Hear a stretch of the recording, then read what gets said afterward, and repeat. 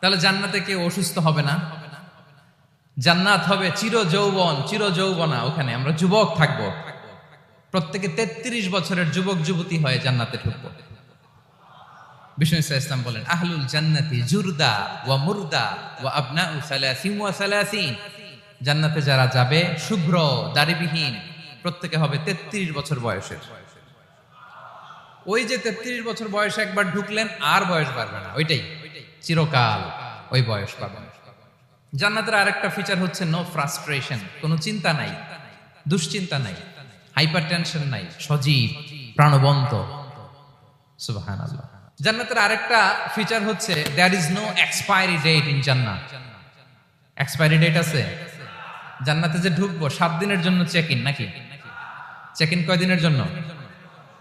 7 দিন, 10 দিন পরে চেক আউট করে ফেলবে এরকম না, নো এক্সপায়ারি ডেট।